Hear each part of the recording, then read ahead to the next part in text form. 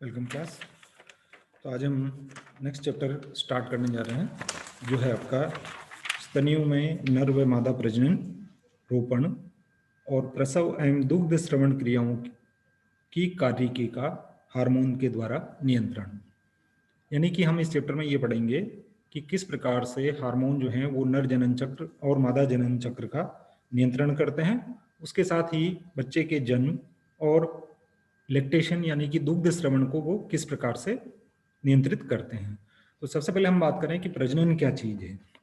प्रजनन वह क्रिया है जिसमें कोई जीव जो है वो अपने समान जीव को जन्म देता है, जिससे कि वो जाति लगातार बनी हुई रहती है। तो ये जो क्रिया है प्रजनन की क्रिया, हायर कोर्डेट्स में एंडोक्राइन कंट्रोल के द्वारा संपन्न होती है।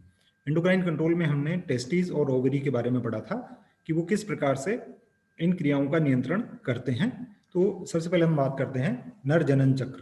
हालांकि नर में कोई ऐसी चक्र जो क्रिया है वो नहीं चलती है, मादा में ये चक्र जो है अधिक स्पष्ट होता है। बाद में हम इसके बारे में बात करेंगे। तो गोनेड्स के बारे में अगर हम बात करें तो नर जो जननांग है उसमें वृषण जो है वो उदर गुहा के भीतर भी हो सकते हैं या उदर गुहा से बाहर स्क्रोटल सेक में स्थित होते हैं। ज्यादातर हायर कोर्डेट्स में आप ये देखेंगे कि वृषण जो है वो, या सभी कोर्डेट्स में आप ये देखेंगे कि वृषण जो है वो स्क्रोटल सेक के अंदर रहते हैं, क्योंकि टेम्परेचर जो है वो उनको बॉडी टेम्परेचर से अलग टेम्परेचर उनको चाहिए, जिसके कारण से वो गैमिट्स का निर्माण यानी कि शुक्राणुओं का निर्माण आसानी से कर सकें। इसका स्ट्रक्चर आपने डेवलपमेंटल बायोलॉजी में डिटेल से पढ़ा है।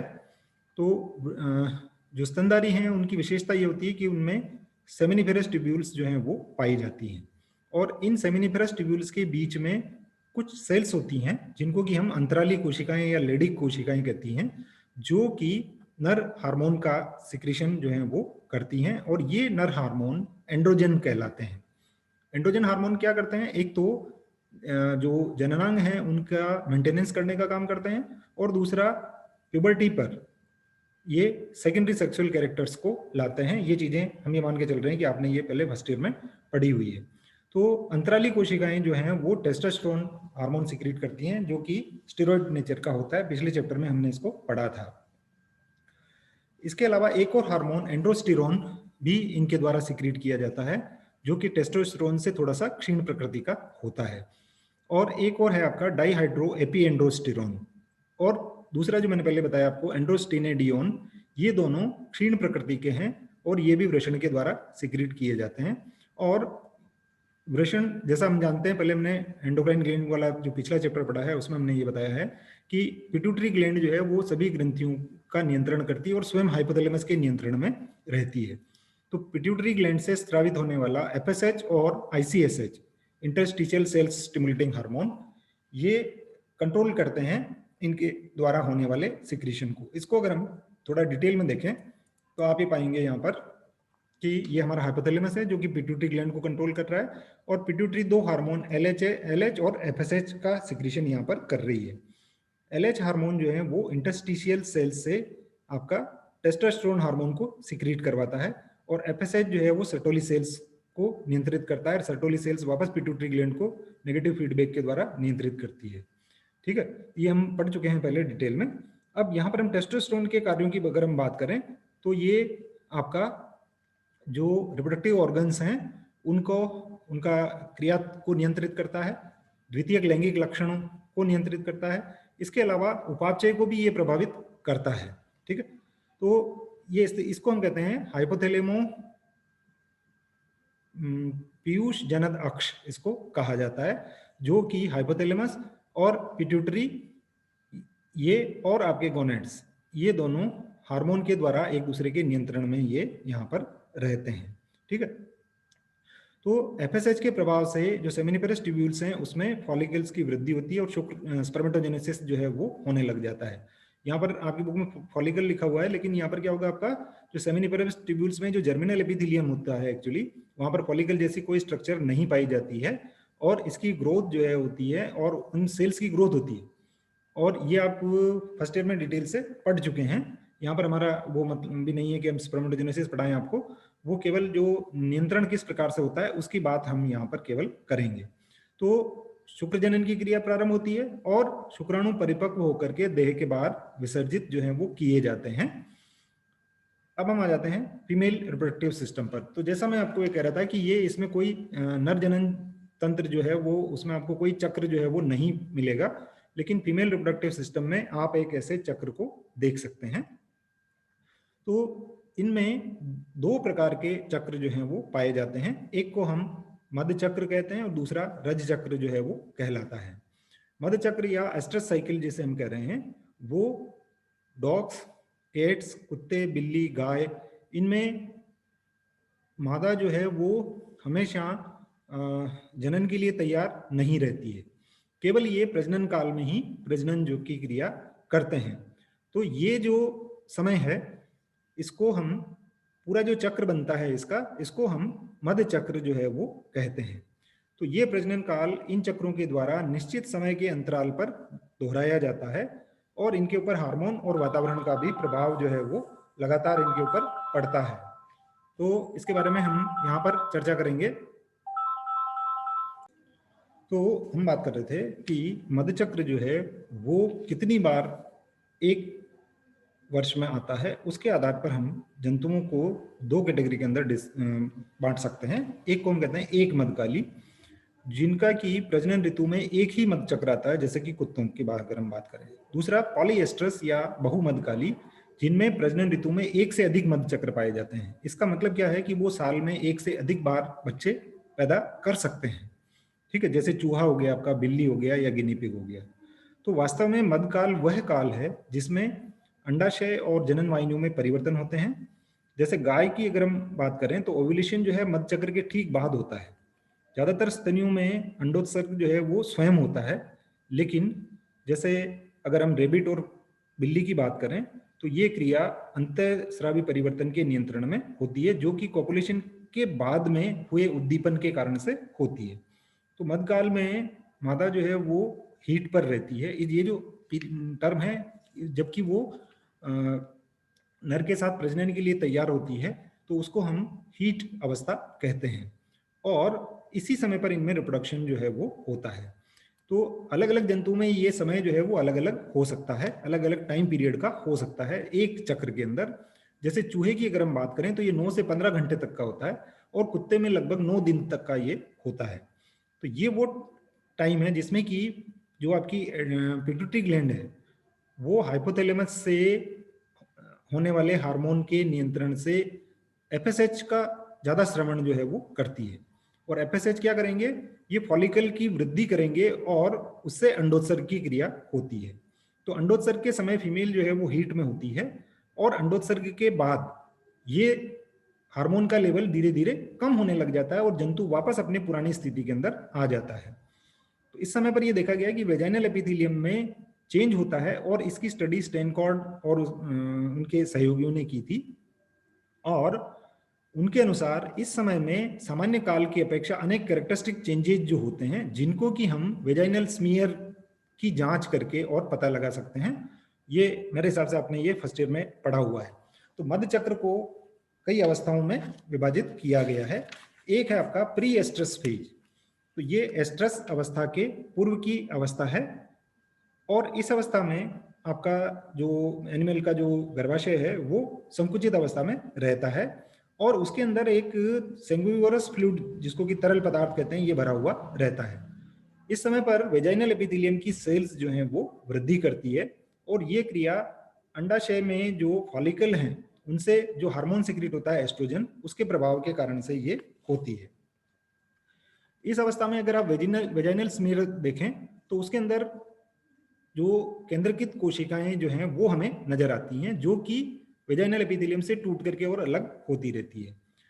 अंडाशय में इस समय पर अंड कोशिकाओं का परिवर्धन होता है और पुटक जो है वो उभार की अवस्था में दिखाई देते हैं। इस अवस्था में कॉपुलेशन जो है वो नहीं होता है।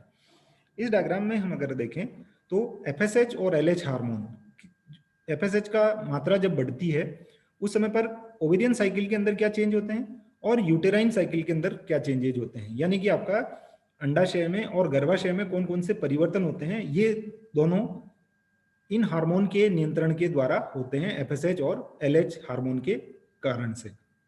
इनको अगर हम देखें यहाँ पर, तो इसको हम थोड़ा सा समझने का प्रयास करते हैं कि जो एफएसएच हार्मोन है, ये एफएसएच हार्मोन अपनी क्रिया के द्वारा क्या करवाता है कि इस समय पर ओवरी के अंदर क्या परिवर्तन हो रहे हैं, अंडाशय के अंदर क्या परिवर्तन हो रहे हैं, ठीक है। तो इसमें आप ये देखेंगे कि जो डेवलपिंग फॉलिकल है वो उसमें वृद्धि होती है, धीरे धीरे वृद्धि होकर के, और ये मैच्योर होता है। और इसके बाद में ये जो अंडा इसके अंदर बन रहा है, एक जिसको हम कहते हैं, ये फॉलिकल अपनी पूरी वृद्धि करने के बाद में इससे अंडा जो है वो बाहर निकल जाता है। क्लियर? और अब यहां से एस्ट्रोजन और प्रोजेस्टेरोन हार्मोन का सिक्रीशन होना स्टार्ट हो जाता है, क्योंकि ये हार्मोन अब कौन सिक्रीट करेगा? कार्पस ल्यूटियम बनता है ना, जानते हैं आप इस चीज को। तो एस्ट्रोजन हार्मोन कार्पस ल्यूटियम के द्वारा सिक्रीट जो है वो होने लगता है। इसको हम कहते हैं कार्पस ल्यूटियम। कार्पस ल्यूटियम पीत पिंड, ये पीत पिंड जो बना है ये आपका एस्ट्रोजन हार्मोन का सिक्रीशन करेगा और प्रोजेस्टेरोन हार्मोन का सिक्रीशन करने लगता है। ठीक है, अब ये हो गया आपका कार्पस ल्यूटियम। और अगर इस अवस्था में प्रेगनेंसी नहीं होती है तब कार्पस ल्यूटियम जो है वो डीजनरेट हो जाता है और इसको हम कार्पस एल्बिकेंस, श्वेत पिंड कहते हैं। क्लियर? ये तो हमने बात करी कि ओवरी में क्या परिवर्तन हो रहे हैं, लेकिन इस समय पर गर्भाशय में की जो दीवारें हैं उनमें क्या परिवर्तन हो रहे हैं। तो आप यहाँ पर देखेंगे कि एफएसएच और एलएच हार्मोन इनके प्रभाव के कारण से जो ओवरी है हमारी, उसके अंदर भी परिवर्तन जो है वो होने लगते हैं। इसमें से एक सीधा सा आप ये देख सकते हैं कि इसकी दीवारों की मोटाई जो है, थिकनेस जो है वो बढ़ रही है। ठीक है, तो ये वो अवस्था है जो कि पहले वाली अवस्था है। यहाँ पर प्रोलिफरेशन होता है, फिर ये सिक्रेटरी फेज आती है और ये स्टार्ट ऑफ नेक्स्ट साइकिल जो है वो आ जाता है। ये हम बात कर रहे हैं मध्य चक्र की। ठीक है, तो मध्य चक्र में कोई सिक्रीशन जो है वो नहीं होता है, केवल दीवार जो है वो इसकी मोटाई बढ़ती है और वापस अगर प्रेगनेंसी नहीं होती है तो ये दीवार जो है वो वापस छोटी हो जाती है। यहाँ पर कोई भी सिक्रीशन इसके द्वारा नहीं किया जाएगा। क्लियर है आपको ये? ओके, ये अंडाशय और मध्य चक्र का अंतःस्रावी नियंत्रण, यानी अंडाशय और आपका जो यूट्रस है, यूटेराइन वॉल है, उसके ऊपर किस तरह का परिवर्तन जो है वो हो रहा है, ये हम यहाँ पर देख रहे हैं। ठीक है, ओके। अब हम आ जाते हैं मध्य अवस्था के ऊपर। इस अवस्था में जिसको हमने हीट पीरियड कहा है, तो ये अवस्था आपका उसके पूर्व मध्य अवस्था के बाद में ये आती है और अंडोत्सर्ग से पूर्व की अवस्था है। जैसा पहले मैंने बताया पिछले वाले डायग्राम में आपको, तो गर्भाशय में संकुलन जो है वो अधिकतम होता है और योनि उपकला वृद्धि करके मोटी हो जाती है और इस अवस्था में फीमेल जो है वो पॉपुलेशन के लिए तैयार होती है। इसमें अंडोत्सर्ग की क्रिया होती है जो कि मादा में गर्भ धारण करने की अधिक संभावना बनाती है और निषेचन होने की अवस्था में प्लेसेंटा बनता है, अन्यथा वापस मेटास्ट्रस जो है नेक्स्ट स्टेज जो है वो आ जाती है। ओके,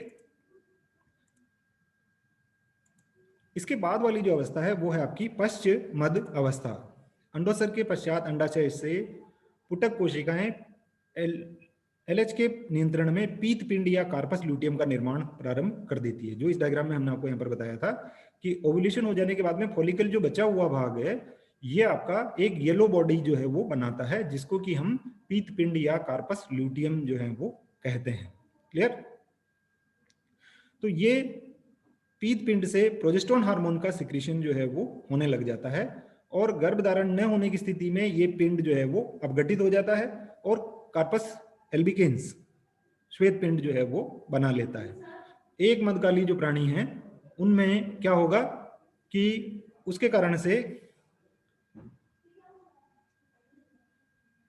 मादा जो है गर्भधारण ये पीतपिंड अपघटित हो जाता है और एक मध्यकाली प्राणियों में जो श्लेष्मिका है वो टूट करके और निष्कासित इसको कर दिया जाता है। इस अवस्था में भी कॉपुलेशन जो है वो नहीं होता है। कभी कभी क्या होता है कि कुछ जंतु जैसे रेबिट में गर्भधारण न होने के बाद में भी गर्भावस्था के समान लक्षण जो हैं वो दिखाई देने लगते हैं, जैसे गर्भाशय और मेमोरी ग्लैंड्स या स्तन ग्रंथियों का विकास होना। ये अवस्था स्यूडो प्रेगनेंसी कहलाती है। इसके बारे में क्वेश्चन पूछा जाता है कि मिथ्या गर्भावस्था या स्यूडो प्रेगनेंसी किसे कहते हैं। और ये क्यों होता है ऐसा? क्योंकि कार्पस ल्यूटियम हम जान रहे हैं कि प्रेगनेंसी नहीं होने के बाद में कार्पस एल्बिगेंस में कन्वर्ट हो जाता है, लेकिन यहाँ पर क्या हो रहा है कि कार्पस ल्यूटियम जो है वो कार्पस एल्बिगेंस में कन्वर्ट नहीं हो रहा है, और वो लगातार आपका हार्मोन का सिक्रीशन कर रहा है, प्रोजेस्टेरोन, और उसके कारण से आपका जो यूटेराइन वॉल की थिकनेस है वो कम नहीं हो रही है। तो ये एक अपवाद है, और यही चीज हमने इसके अंदर बता रखा है हमने यहाँ पर कि विभिन्न अवस्थाओं में यूटेरस की जो वॉल है उसकी मोटाई में किस प्रकार के परिवर्तन होते हैं, जो डिफरेंट स्टेजेज हमने पढ़ी है। तो 3 अवस्थाएं हम पढ़ चुके हैं यहाँ पर, प्रो एस्ट्रस, एस्ट्रस और मेटा एस्ट्रस। ठीक है, अब इस समय पर अगर आप देखेंगे तो जो मेटा एस्ट्रस है उस समय पर जब आप वेजिनल स्मीयर बनाते हैं तो उसमें केराटिनाइज्ड सेल्स और WBC ये हमें नजर आती है। इसके बाद वाली लास्ट अवस्था आती है इस चक्र की, डायएस्ट्रस। डायएस्ट्रस अवस्था अनएस्ट्रस अवस्था भी कहलाती है, और ये वास्तव में विश्रांति का काल होता है, जो कि गर्भधारण न होने की स्थिति में वापस शुरुआत की अवस्था में आने का प्रयास ये होता है। तो ये अगली प्रजनन ऋतु आने तक ये जारी रहता है। तो मैंने आपको जंतु बताए हैं कि एक मध्यकाली होते हैं या बहुमध्यकाली होते हैं। जो एक मध्यकाली जंतु होते हैं उनमें ये अवस्था सबसे लंबी होती है, जबकि जो बहुमध्यकाली होते हैं उनमें ये अवस्था छोटी होती है और अगला मध्यकाल आने तक ही ये रहती है। जैसे चूहों में अगर हम बात करें तो ये 4 से 6 दिन का होता है। तो एक्चुअली डायस्ट्रस स्टेज क्या है? 2 मध्य चक्रों के बीच की अवस्था ये होती है, और यहाँ पर आपको WBC और म्यूकस जो है वो वेजाइनल स्मीयर अगर आप लेंगे तो ये उसके अंदर पाई जाती है। एक और दूसरा जो चक्र जिसकी हम बात कर रहे थे कि 2 प्रकार के चक्र फीमेल के अंदर पाए जाते हैं। एक मध्य चक्र हो गया जो जिसको कि हमने proestrus, estrus, metestrus और डाई एस्ट्रस, इसके ऊपर बड़ा क्वेश्चन पूछा जाता है। दोनों ही चक्र के बारे में पूछा जा सकता है, तो इसलिए आप इसको अच्छी तरह से तैयार करें। दूसरा जो चक्र है जो कि प्राइमेट्स में पाया जाता है, और प्राइमेट्स आप जानते हैं कि वो वर्ष भर प्रजनन कर सकते हैं। ठीक है, तो इनमें एस्ट्रस जो है वो कम स्पष्ट होता है, और कॉपुलेशन जो है वो पूरे साल भर हो सकता है। मध्य चक्र का आरंभ जो है वो जनन छिद्र से रक्तस्राव के द्वारा होता है। इसको मेंसेस या मेंस्ट्रुएशन या ऋतुस्राव या रजोधर्म भी कहते हैं। तो मादा प्राणी में होने वाली ये क्रिया निश्चित दिनों के अंतराल पर होती है, जिसको कि ऋतुस्राव चक्र या रज चक्र भी या मेंस्ट्रुअल साइकिल भी कहते हैं। इस चक्र की अवस्था भिन्न परिस्थितियों में अलग अलग हो सकती हैं। सामान्यतः ये 21 से 35 डेज की होती है, लेकिन जो जनरल साइकिल का जो समय है वो आपका 28 डेज का होता है। ये जो टेबल है ये हमने जो पढ़ा है उसको पूरे को ये दिखा रही है, लेकिन अब हम मध्य चक्र के ऊपर आ गए हैं। तो यहाँ पर कुछ छोटे क्वेश्चन, 1 नंबर के क्वेश्चन बनते हैं, उनको आप ध्यान से समझना यहाँ पर कि जब फीमेल जो है वो प्यूबर्टी पर आती है तो 10 से 14 साल की आयु के बीच में लैंगिक विकास उसके अंदर हो जाता है, और पहली बार जो है वो मेंसेस यहाँ पर होता है। इसको मीनार्क या रजोदर्शन कहते हैं। तो वास्तव में रजोदर्शन की परिभाषा अगर आपसे पूछी जाए तो आप ये बताएंगे कि प्राइमेट में फीमेल में पहली बार होने वाला ऋतुस्राव रजोदर्शन कहलाता है, और ये क्रिया 28 डेज के अंतराल पर फीमेल में 45 से 50 ईयर की एज तक ये लगातार चलती रहती है। और ये केवल जो अगर्भधारित मादा है उसके अंदर ही होती है। गर्भधारण की अवस्था में ये क्रिया रुक जाती है। तो गर्भधारण की उम्र क्या हो गई आपका? 14 to 50 ईयर्स, 14 साल से 50 साल के बीच में ये होता है। क्योंकि जो छोटी आयु की जो फीमेल हैं उनमें ये इसलिए नहीं होता है कि जननों का विकास इस स्तर का नहीं होता है कि वो अंडोत्सर्ग की क्रिया कर सके, और इसके लिए मेंसेस के लिए जो आवश्यक हार्मोन हैं उनका भी सिक्रीशन उनमें नहीं होता है। और इस समय पर अगर आप एंडोमेट्रियम में होने वाले परिवर्तनों को देखें तो जो रज चक्र में हम केवल उन्हीं चीजों को लेते हैं जिसमें कि आफ्टर प्यूबर्टी अंडोत्सर्ग के बाद, पहले अंडोत्सर्ग के बाद से जो यूटेराइन वॉल के अंदर जो परिवर्तन आते हैं उन्हीं को रज चक्र के अंदर हम काउंट करते हैं। तो एक्चुअली रज चक्र क्या है कि फीमेल का जो यूटेरस या गर्भाशय है वो अपने आप को तैयार करता है संभावित प्रेगनेंसी के लिए, ठीक है। लेकिन अगर प्रेगनेंसी नहीं होती है तो गर्भाशय ने जो तैयारियां की है वो व्यर्थ हो जाती हैं, और उसमें सबसे बड़ी चीज है कि जो उसकी जो मायोमेट्रियम है, एंडोमेट्रियम जिसको हम कह रहे हैं, उसकी थिकनेस जो है वो बढ़ जाती है, और उसको हटाना होता है। उस अवस्था में उसके अंदर से जो ब्लड कैपिलरीज हैं वो टूट जाती हैं, और उसके कारण से रक्त का स्राव जो है वो होता है, और ये रक्त का जो स्राव हो रहा है इसको ऋतुस्राव या मेंस्ट्रुएशन कहते हैं, और इस कारण से इस चक्र को मेंस्ट्रुअल साइकिल जो है वो कहा जाता है। तो रज चक्र में जो क्रियाएं हो रही हैं उनको 3 फेजेज में हम ले सकते हैं। एक तो वो हो गया आपका रज चक्र, रज प्रावस्था, मेंस्ट्रुअल फेज, जिसको हम ऋतुस्राव अवस्था भी कहते हैं, और इस अवस्था में रक्त, ऊतक, द्रव और श्लेष्मा और उपकला कोशिकाओं का नियमित अंतराल के बाद में सिक्रीशन जो है वो होता है। इसलिए इसको हम पीरियोडिक डिस्चार्ज भी कहते हैं। तो इसमें 4 से 5 दिन का ये समय होता है जिसमें कि 25 to 65 millilitre per day discharge जो है वो होता रहता है। तो इसके पहले गर्भाशय ने अपने आप को जो तैयार किया था, उस अवस्था में एस्ट्रोजन और प्रोजेस्टेरोन की नियमित मात्रा गर्भाशय को अब तक मिल रही थी कार्पस ल्यूटियम के कारण से, लेकिन जो क्रियात्मक स्तर जो बना है वो इन हार्मोन की कमी के कारण से नष्ट हो जाता है, और इस तरह से जो एपिथेलियल लेयर है वो विखंडित हो जाती है, जिसके कारण से जो टिश्यू फ्लूइड है और ब्लड का कुछ भाग गर्भाशय की ल्यूमन से निकल करके गर्भाशय ग्रीवा से, योनि से होकर के जनन छिद्र द्वारा देह से बाहर ये निकल जाता है, ठीक है। इस डायग्राम में आप इसको देख सकते हैं, गोनेडोट्रोपिन रिलीजिंग हार्मोन।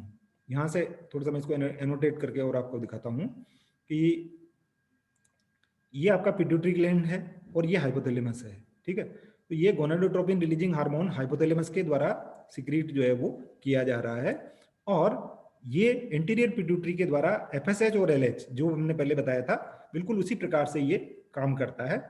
और ये जो हार्मोन है इनका प्रभाव अंडाशय पर और गर्भाशय की दीवारों के ऊपर होता है। तो गर्भाशय की दीवारों में प्रारंभ में प्राइमोडियल फॉलिकल्स जो हैं वो पाए जाते हैं, जो कि एफएसएच हार्मोन के प्रभाव के कारण से फॉलिकुलर फेज हम इसको कह रहे हैं कि ये पुटकीय प्रावस्था है।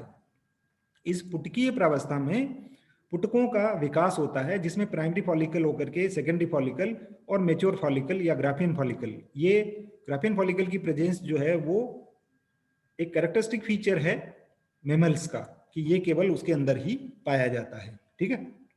नीचे वाले में जो परिवर्तन दिखाए जा रहे हैं वो अंडाशय गर्भाशय की दीवारों में होने वाले परिवर्तन हैं, ठीक है। तो जब ग्रेपिन फॉलिकल से ओव्यूलेशन होता है 14th डे पर, 14वें दिन अंडा जो है वो ग्रेपिन फॉलिकल से बाहर निकल जाता है।